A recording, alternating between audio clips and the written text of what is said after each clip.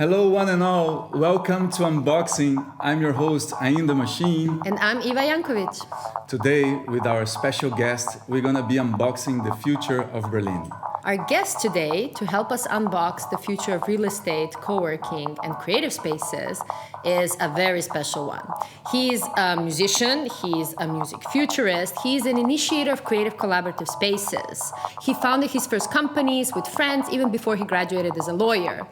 Then he got himself into music production. He toured the world as an electronic music DJ, reaching gold and platinum albums, even reaching top 3 in US Billboard charts.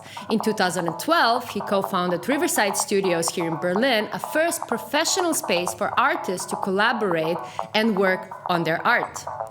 More importantly, he works into completely blurring the lines between tech, art, creative spaces in order for all of us to help collaboratively create the future for our city. Please welcome Martin Eyrer. Hey, Martin. Thank you. Hello. There's a small correction. I never graduated as a lawyer. I left the university one day before the examination because I was so busy with music already. Oh, that's cool. Martin, we always ask our guests to bring one instrument that represents them as a person or as a professional. And I would like to know what you brought, and I would like to ask to describe to us visually for the people that will only be listening and don't know what you brought. So to literally describe it visually what it is. Okay, so I didn't have to think long. It was clear. I bring a headphones for many reasons, because it represents actually all my life.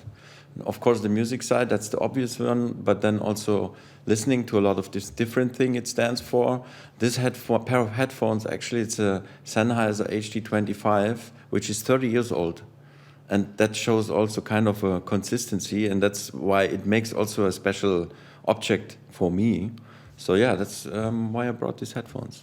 Amazing. Yeah. So it's a headphone. Can we see it? Yeah, I thought I just had to describe it, so I didn't dare touching it. So I want to see it. Actually, the bag is not from this brand.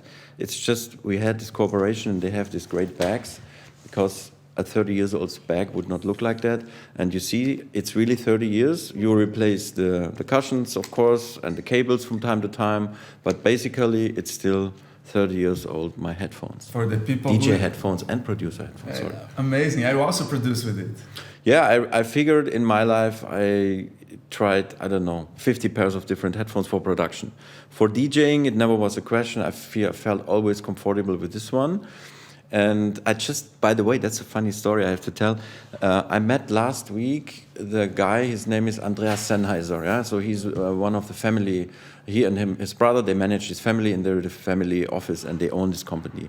And he told me a story about actually this headphone, which I never knew, because I told him, hey man, cool to meet you. I'm such a fan of this HD25. I have since 30 years. And he said, the story is when they built the Concorde with Air France, that ultra-fast airplane, yeah, that was like 4 hours flight to New York City.